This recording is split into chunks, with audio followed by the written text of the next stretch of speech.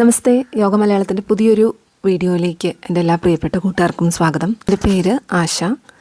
ഈ ഒരു വീഡിയോ കുറച്ച് മെമ്മറീസാണ്, അതുപോലെ തന്നെ ഒരു സന്തോഷം പങ്കിടൽ കൂടിയാണെന്ന് പറയാം. ഈ കഴിഞ്ഞ വർഷം എനിക്ക് 200 hour yoga teacher training course BKS Iyengar സ്റ്റൈലിലുള്ള അലയൻസ് സർട്ടിഫൈഡ് ആയിട്ടുള്ള yoga teacher training course complete ചെയ്യാനായിട്ട് സാധിച്ചു.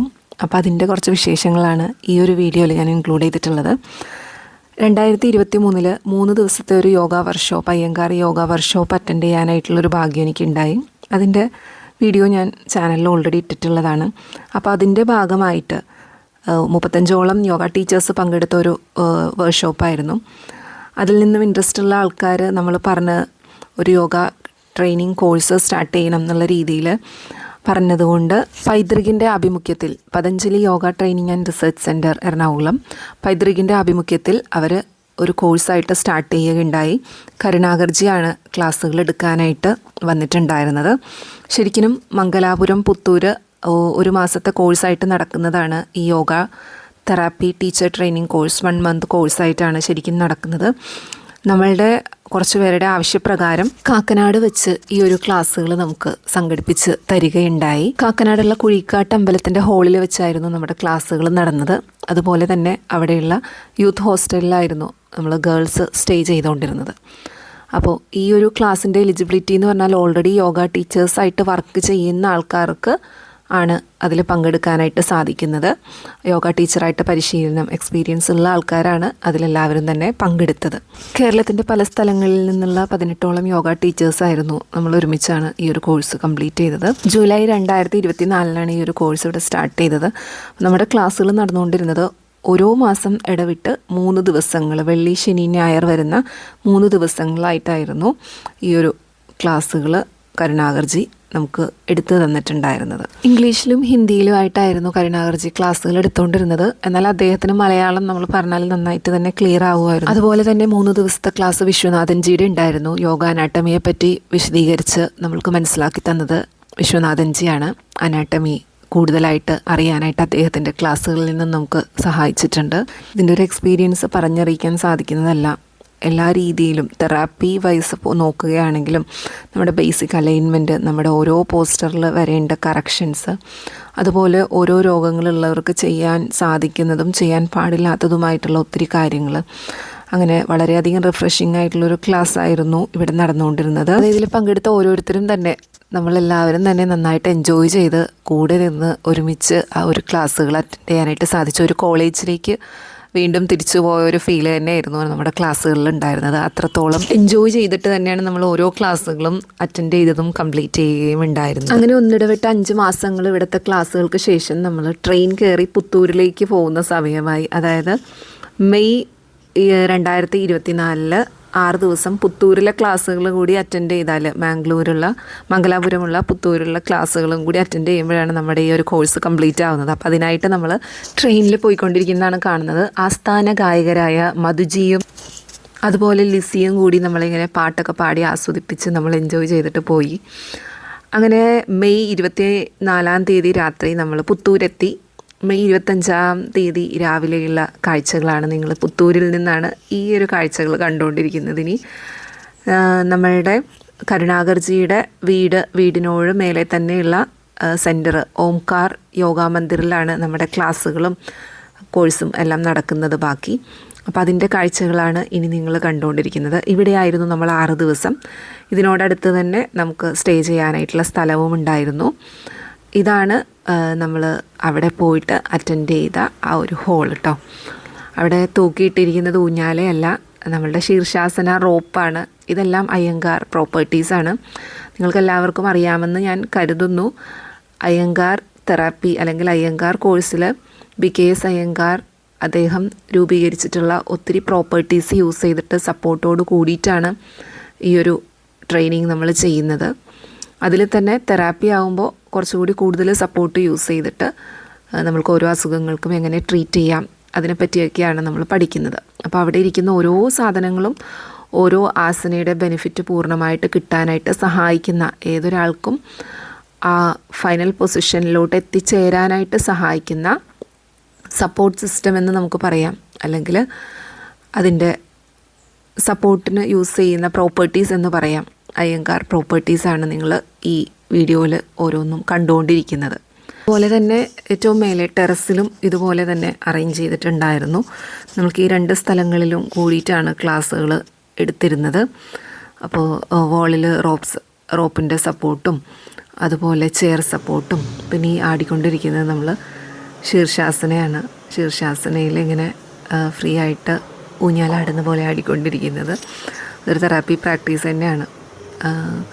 അപ്പോൾ ഈ രീതിയിലെല്ലാമായിരുന്നു നമുക്ക് ക്ലാസ്സുകൾ നടന്നുകൊണ്ടിരുന്നത്. പുത്തൂർ പോയപ്പോഴാണ് ഒത്തിരി നമ്മൾക്ക് ആ ഒരു പ്രോപ്പർട്ടീസ് ഡയറക്റ്റായിട്ട് യൂസ് ചെയ്യാനായിട്ട് നമ്മൾ പഠിച്ചത്. അപ്പോൾ ഇങ്ങനെയൊക്കെ ഉണ്ടെന്ന് മനസ്സിലായത് എനിക്ക് മനസ്സിലാക്കാൻ സാധിച്ചത് ഇവിടെ പോയതിന് ശേഷമാണ്. ഞാനിപ്പോൾ ചെയ്തുകൊണ്ടിരിക്കുന്ന വീരഭദ്രാസന 3 പോസാണ്. അതിൽ അലൈൻമെൻറ്റ് കറക്റ്റാക്കാനായിട്ടും സപ്പോർട്ട് യൂസ് ചെയ്തിട്ടും ചെയ്യുന്നത്. ട്രെസ്ലർ എന്നാണ് അതിനെ പറയുന്നത്. വേറെയും കുറേ ആസനാസ് ഈ ഒരു സപ്പോർട്ട് സിസ്റ്റം യൂസ് ചെയ്തിട്ട് നമുക്ക് ചെയ്യാനായിട്ട് സാധിക്കുന്നതാണ്. അപ്പോൾ ഇങ്ങനെയുള്ള ഒത്തിരി അറിവുകൾ നമ്മൾക്ക് നേടാനായിട്ട് സാധിച്ചു ഈ ഒരു കോഴ്സ് വഴി. അപ്പോൾ നമ്മൾ ആസനാസിൻ്റെ കറക്ഷനിലാണെങ്കിലും അതുപോലെ തന്നെ തെറാപ്പി വൈസ് നോക്കുമ്പോൾ സപ്പോർട്ട് യൂസ് ചെയ്തിട്ട് ചിലർക്ക് ഓരോ ആസനാസും ചെയ്യാനായിട്ട് സാധിക്കുകയുള്ളൂ.